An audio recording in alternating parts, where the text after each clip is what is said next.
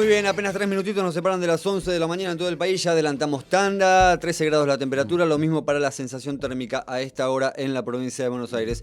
Están con nosotros Marcelo Ramal, él es precandidato a presidente de Política Obrera, y Mariano Hermida, mismo partido, obviamente, en este caso precandidato a intendente aquí de nuestro distrito, de La Matanza. ¿Qué tal? ¿Cómo están? Buen día. ¿Cómo va? Buen día, ¿cómo les va? ¿Todo bien? Gracias, Bien, gracias por la visita. Arrancamos con vos, Marcelo, que sos la novedad. Mariano ya anduvo por aquí, igualmente vamos a charlar Me con imagino. él.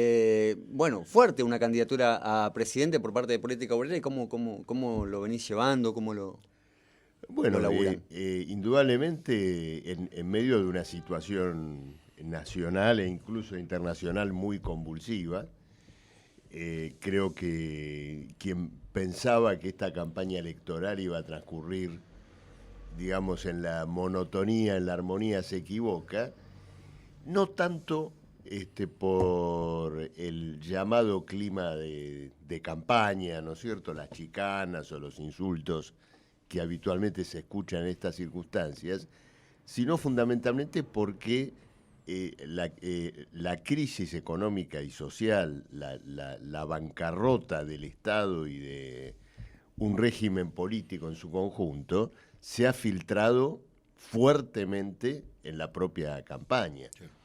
Hoy venía escuchando, ¿no es cierto?, colegas de ustedes, que también habían tenido que apartar un poco la hojarasca de la campaña electoral para hablar de que ya hay remarcaciones de precios del 10 o 15% en alimentos de primera necesidad. Bueno, y esto es el resultado de las medidas que Massa tomó este lunes, de esta devaluación selectiva de la moneda, que, digamos, es selectiva en el peor sentido para los trabajadores, porque golpea con fuerza sobre la canasta de alimentos.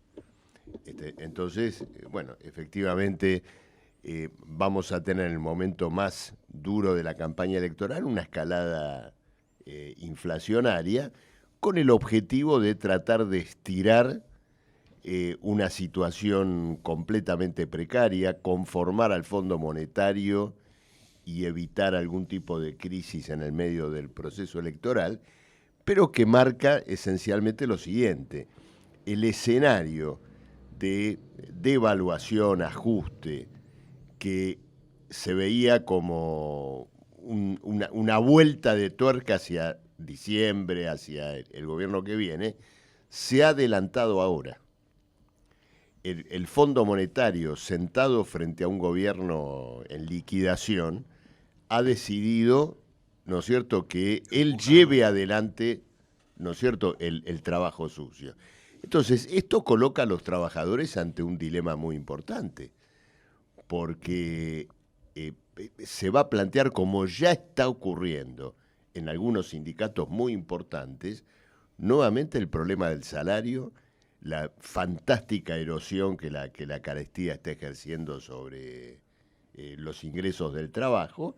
Bueno, y esto doblemente en una parte cada vez más importante de la clase obrera argentina, y en esto estamos haciendo un énfasis muy fuerte nosotros, que son los precarizados. Todos los que, cuando hablo de precarización, además, me refiero a dos cuestiones o dos puntos que afectan fuertemente a los trabajadores. Por un lado, claro, hablamos de precarización, el que trabaja por contrato, con factura, monotributo, el que en una fábrica está, ¿no es cierto?, contratado por agencia. Pero el trabajador en blanco también está precarizado. ¿Por qué? Porque el salario básico, digamos, el verdadero salario, cada día representa una parte más pequeña de su salario de bolsillo. El salario está condicionado a cláusulas extorsivas como la productividad, el presentismo, la imposición de hacer horas extraordinarias, turnos rotativos, abarcar el fin de semana. Entonces, la fábrica se ha vuelto un ámbito de demolición de trabajadores, es decir, el que está en blanco también está precarizado. Sí, Y de hecho algo, Marcelo, discúlpame, Sí. algo que no se dice, yo veo que no lo dice ninguno de los candidatos que vienen acá al programa, es que uno ve al que está en blanco como si fuese un privilegio o un beneficio. Por ahí no suele pasar esto que voy a decir en una empresa de importancia, pero sí en comercios. Muchas veces estás en blanco, pero el empleador hace figurar en tu recibo de sueldo muchas menos horas de las que vos realmente laburás, para facilitarse obviamente él y tener menos carga impositiva. Y eso también lo termina afectando al trabajador. Sí, sí, por supuesto. Hay un ennegrecimiento, Claro, digamos, claro. de todo el proceso laboral. Entonces, esto, por supuesto que se liga a la caída del salario, Marcelo, y el Estado que negra más que el privado. desde luego, porque la cantidad de trabajadores contratados, planta transitoria, ¿no es cierto?, que existe en el Estado, más allá de todos los compañeros que recibiendo un plan son empujados a trabajar en el municipio en condiciones, ¿no es cierto?, completamente precarias, bueno, conforman ese universo que, implica, digamos, una agresión monumental a la clase obrera. Esa es nuestra agenda muy concentrada, muy focalizada en esta campaña electoral y, bueno, proyectada a lo que nosotros entendemos un momento en el cual, no solo en el plano nacional, sino mundial, la clase obrera vive una enorme agresión. Y la más grande de todas es la guerra. Es decir, esta guerra imperialista, ¿no es cierto?, esta guerra de rapiña, por un lado entre el bloque de la OTAN, que, bueno, la preparó largamente, ¿no es cierto?, y luego el gobierno de la oligarquía capitalista rusa, ¿no es cierto?, representado por Putin, que también indudablemente defiende prebendas, ¿no es cierto?, y posibilidades de carácter empresarial, capitalista. Bueno, toda guerra implica la agresión, la muerte para los que están directamente involucrados, pero aparte el mundo ha sido sacudido por la guerra en un sentido más amplio, con hambrunas, procesos migratorios. Bueno, este es el escenario que en una campaña electoral como socialistas tenemos la obligación de colocar. Y nosotros nos vamos a servir de la campaña para colocar esencialmente esta agenda. Todo eso que vos mencionabas obviamente no es menos cierto y afecta, creo yo, al ánimo de la gente. ¿Cómo crees en ese caso que los beneficia a ustedes o no los perjudica? Fríamente, los números fríos me refiero, ¿no? La gente que está enojada, que va al voto bronca, hoy en día, ¿beneficia más a la izquierda, crees, o a la derecha en nuestro país? Bueno, es difícil hacer una especulación sobre ese punto, ¿no? Es decir, uno piensa, bueno, el que está decidido a votar a la izquierda no es que va a votar directamente y por lo tanto la abstención, ¿no es cierto?, el no concurrir no refleja un punto más despolitizado. La verdad que es difícil contestar a tu pregunta, pero sin mayores especulaciones lo que uno sí puede hacer es convocar a esa parte de la población, seguramente una parte importante que es población trabajadora, a que, cambie ese sentimiento, esa actitud que esencialmente está radicada en el descrédito y en la desconfianza. Te lo pregunto porque es lo que con está todos intentando, los que gobernaron el país. Es lo que está intentando Milei, ¿no? Claro, sí, pero digamos, esencialmente, Milei explota esa posibilidad política, pero ya probablemente gastó buena parte de sus municiones porque él mismo se ha revelado como un elemento, digamos, completamente comprometido con lo que él llama casta, ¿no es cierto?, con lo diríamos el negocio de la política. Resulta que el tipo armó un sistema de franquicias electorales a escala nacional. Peor casta que eso no existe. Y lo reconoció aparte, ¿no es cierto? ¿no? Es decir, pobre, nos burlábamos de Santi Maratea, que armó eso solamente con el Club Independiente, Lo armó con... Maratea es un poroto al lado de... Sí, es insólito de Milei, ¿no? Realmente, si ¿No uno es se cierto? pone a Es decir, pensar... armó, digamos, este sistema, la franquicia Milei, querés ser candidato, pones $50.000, ¿no es cierto? Y todo lo... Entonces, bueno, esto tiene que hacer, ¿no es cierto?, un impacto en la población. Nosotros a ese potencial votante, a esa persona que dice yo me voy a quedar en mi casa, no ir a votar, ¿no es cierto?, a ninguno de los que está ahora, lo llamamos naturalmente una reflexión política, porque si ese sentimiento tiene que ver con el descrédito de todos los que gobernaron el país, bueno, tiene que elaborarlo positivamente y decir, bueno, muy bien, tengo también la posibilidad de llevar adelante un voto por una agenda vinculada a mis reivindicaciones. Y en ese caso, incluso el voto a política obrera en las PASO tiene también otra posibilidad para esta persona. No estando totalmente de acuerdo con nosotros, sí puede entender que nos da el derecho a participar de la elección general. Porque finalmente la persona que se queda en su casa, objetivamente, involuntariamente, le está regalando a los partidos que él detesta el monopolio de la representación política en la elección general. Sí, es parecido al voto nulo también, ¿no? De alguna manera, si se quiere. ¿No es cierto? Le está abriendo involuntariamente ese camino y bueno, tiene esta posibilidad también y es bueno que me lo preguntes porque podemos dar este mensaje, ¿no es cierto?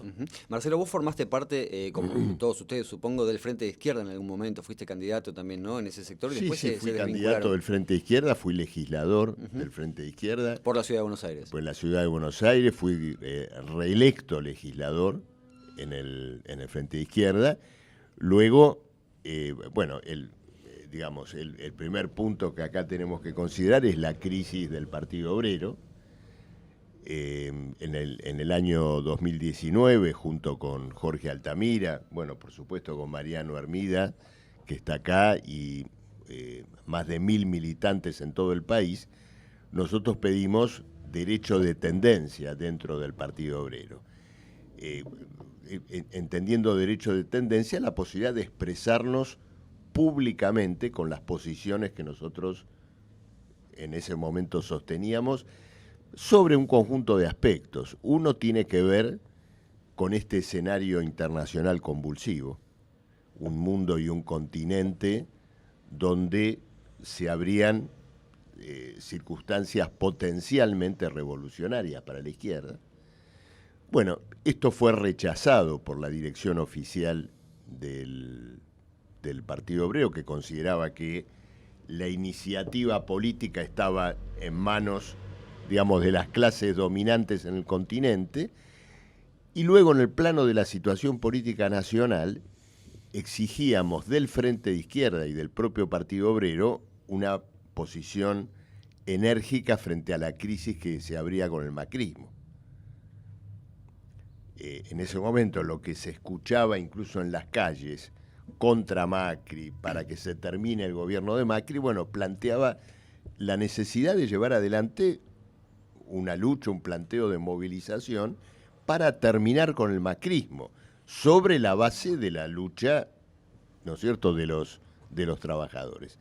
Esto también fue rechazado por el Partido Obrero, también por el conjunto del Frente Izquierda, y nosotros pensamos que esto tuvo dos consecuencias. Por un lado, bueno, nosotros fuimos expulsados del Partido Obrero, y esto fue un gran golpe al Partido Obrero, no me cabe de eso, ¿no es cierto?, la menor duda, un golpe que nosotros hemos contenido construyendo política obrera, ¿no? Salimos del Partido Obrero en condiciones muy difíciles, en estos 4 años pusimos en pie un partido nacional, hoy estamos interviniendo en todo el país. Pero del otro lado, el propio Partido Obrero, el Frente de Izquierda, pagaron el precio de un gran inmovilismo. La izquierda pasó desapercibida en toda la crisis que implicó el derrumbe del macrismo y luego ha actuado en estos años como una suerte de complemento parlamentario del propio régimen, votando inclusive conductas legislativas muy negativas. Pero no le jugó en contra en lo electoral. ¿Cómo? No le jugó en contra en lo electoral, digo. En La Matanza ganaron 2 concejales, algo histórico. Sí, efectivamente, digamos, hubo resultados que creo globalmente de todas maneras no escapan todavía, digamos, a una presión menor. Hoy no aparece que, digamos, la izquierda sea un factor político importante en la crisis y en el propio desenvolvimiento electoral. No hay un planteo de poder político en las intervenciones que desarrolla la izquierda y ahora ha entrado en una cosa, en una regresión, a nuestro juicio, muy negativa, que es una lucha faccional feroz. Hasta en los spots de la televisión, el Frente de Izquierda está utilizando sus espacios para plantear chicanas contra la otra lista y dejando bastante de lado, digamos, la agenda de los trabajadores, es decir, los problemas que hoy deberían plantearse frente a esta crisis. El Frente de Izquierda ha borrado de su agitación cualquier cosa que se refiere a la guerra de la OTAN. Nosotros hemos hecho hasta spots, aparece Altamira denunciando la guerra de la OTAN, la guerra de Ucrania. ¿Qué quiere decir esto? Una corriente socialista genuina, auténtica, que en una instancia de agitación política, en el Congreso, en una elección o donde fuere, no denuncia una guerra, y en este caso una guerra de rapiña, una guerra capitalista, imperialista, bueno, ha perdido el horizonte estratégico. Y en lugar de eso, escuchamos esto, ¿no? Ataques, peleas, que son peleas de cargos, porque uno quiere estar en un cargo, el otro quiere estar en el otro, bueno, y han construido en torno de esto, ¿no es cierto?, una pelea feroz. Fuera del hecho de que probablemente esto que les decía de la guerra, no denuncian la guerra, porque inclusive las dos listas del FIT albergan en su interior corrientes que apoyan a la OTAN en la guerra, bajo el argumento de la resistencia ucraniana. Es como si yo en la Argentina apoyara a los kelpers de Malvinas en nombre de la autodeterminación, ¿no es cierto?, contra el derecho histórico de la Argentina sobre las islas. Entonces, este es el escenario que tenemos en una izquierda que a nuestro juicio, como les decía, ha perdido un horizonte estratégico. Política obrera, no, perdón, no quiero dejar de señalar algo muy importante. Este ambiente faccional de ataques y peleas que vemos dominando la gente del Frente de Izquierda es un ambiente hostil a los trabajadores. No es un ambiente fructífero para que un obrero de una fábrica, un maestro, una enfermera, diga, bueno, me voy a acercar acá porque voy a encontrar un ámbito para mi desarrollo político, gremial. No lo vemos.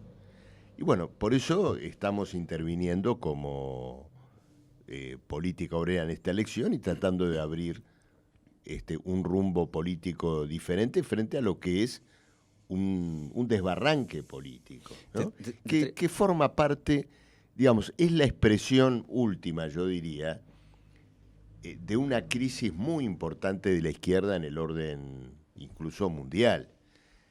A ver, la mayoría de la izquierda en Europa, por ejemplo, está colocada en el campo de la OTAN con esta guerra. Y luego, bueno, en un sentido más general, se encuentra completamente desdibujada en relación a dar una respuesta a la crisis capitalista que ha tenido lugar particularmente de la pandemia hasta hoy.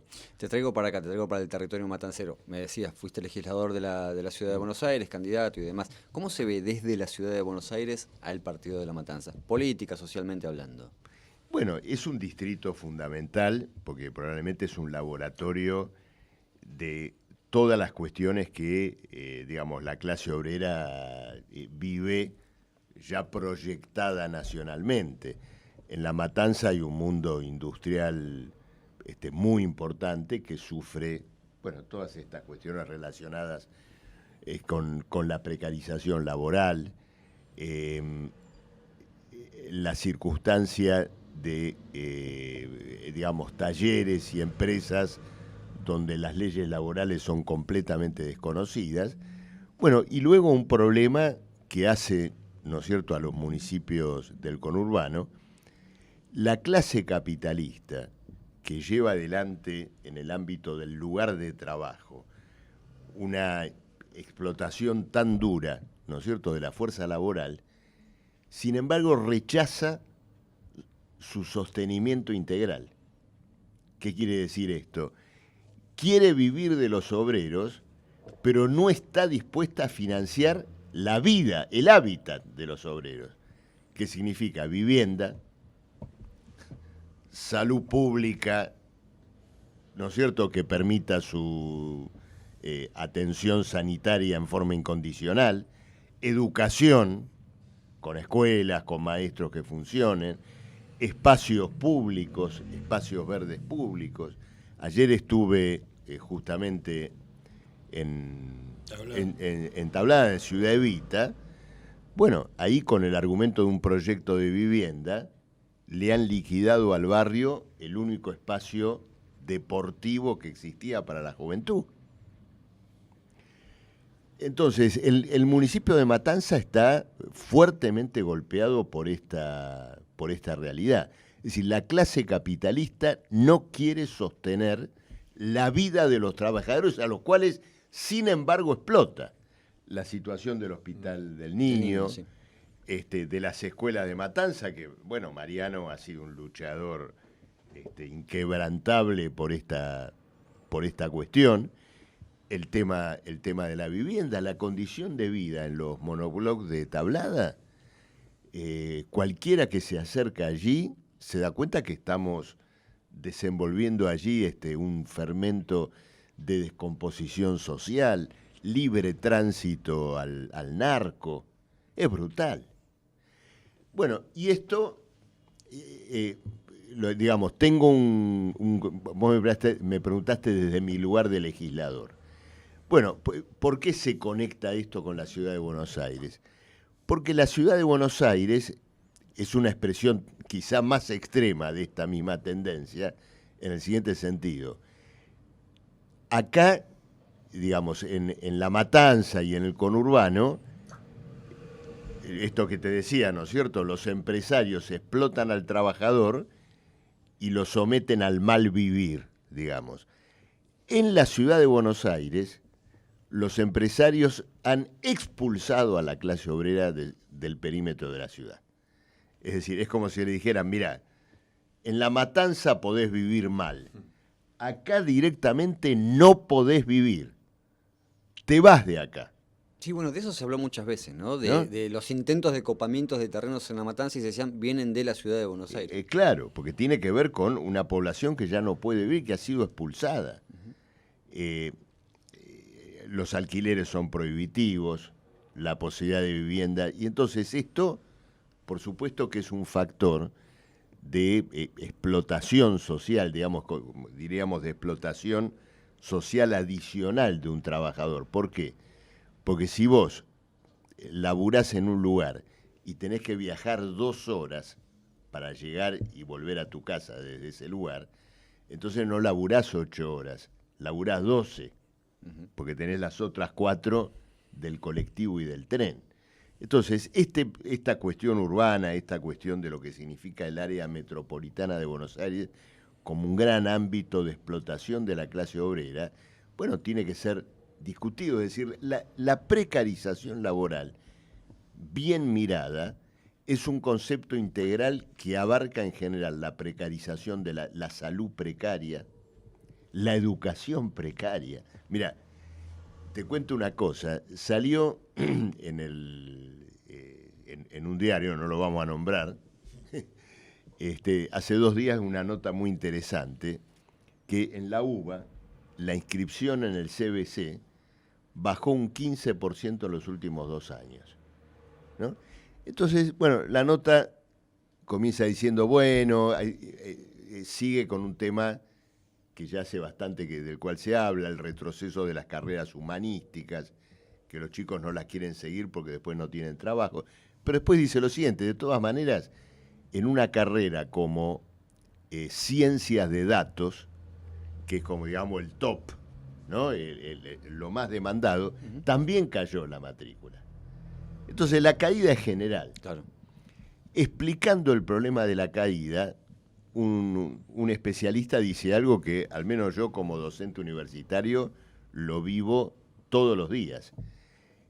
El alumno que tiene que entrar a trabajar en estas condiciones que decimos acá, en un snack, en un comercio, en una aplicación de reparto, en un call center, deja la facultad. Porque los horarios, el ritmo de trabajo, el cambio permanente de un trabajo a otro. Y hasta económicamente es imposible. O del horario a otro, claro, no le permite, ¿no es cierto?, trabajar, no le permite trabajar y estudiar. Ahora, claro, ¿cuál es la conclusión? La conclusión del diario, ¿no? Del diario frente a esto. Dice lo siguiente: hay que adaptar la universidad a lo que llaman el estudiante real, que es este trabajador precarizado. Entonces, bueno, ¿cuál sería la conclusión? Si el trabajo es precario, hay que precarizar la universidad. Claro. Y entonces, bueno, carreras cortas, vas 2 años y se terminó. Bueno, estamos de delivery. Claro, es una degradación general. Entonces, todo esto tiene que ser planteado. Nosotros le oponemos un programa, es decir, el salario básico de convenio igual a la canasta familiar, 6 horas de trabajo, la necesidad de que en el plano del estudio existan becas suficientes, la defensa de una educación universal, científica. Bueno, todo esto es lo que está en juego y la campaña electoral tiene que ser explotada para levantar una gran plataforma de la clase obrera, ¿no es cierto? Mariano, para no dejarte afuera, pero te pido que seas breve. ¿Te encontraste con algo nuevo en la campaña? ¿Cómo la están llevando? ¿Algo que no tenían previsto o viene todo en parámetros normales? Acá en La Matanza, digo. No, bien. Es decir, obviamente uno vive acá, así que no hace falta relatarle a nadie cuando uno va a una charla, una reunión, una asamblea. Pero sí me impactó en una de las charlas, una sola cosita que cuento para graficar. En Villa Celina, que los compañeros reclaman las cloacas y el agua hace muchos años, incluso antes de la pandemia, están sin agua, tuvieron que cavar 1.400 metros, los propios vecinos, para encontrar un caño y sacar el agua de ahí. ¿Un caño a 1.400 metros? No de profundidad, sino de zanja. Es decir, sí. Es como que ellos mismos con hicieron las propias la conexión. herramientas. Sin embargo, ahí está la fábrica Coca-Cola, muy cerquita, que tiene agua. Es decir, en este ejemplo que contó un vecino, uno veía condensado este planteo de que cuando se trata de garantizar la ganancia de una patronal, ahí el agua y las cloacas están, porque vieron que se dice La Matanza, un sector tiene, y acá una cuestión tan elemental como el agua. Bueno, votamos iniciativas de lucha, una cantidad de cuestiones, hablando del agua. ¿Esto se dio en algún barrio precarizado? En el barrio Sarmiento, de Villa Celina, parte de los que ustedes recién comentaban, que son expulsados de la capital y tienen que construir ahí, y donde todavía, por ejemplo, no hay una salita, hay una sola escuela, faltan polos educativos. Bueno, este tipo de cuestiones son las que uno se encuentra habitualmente, solo que en una campaña electoral, bueno, aparecen con más fuerza. Bueno, esa es la realidad. Gracias a ambos por la visita. Que tengan un buen día. Por favor. Hasta luego. Gracias, Marcelo Ramal y Mariano Hermida, el primero precandidato a presidente por Política Obrera, el segundo precandidato a intendente de La Matanza. Tandita Mota, cortita y venimos.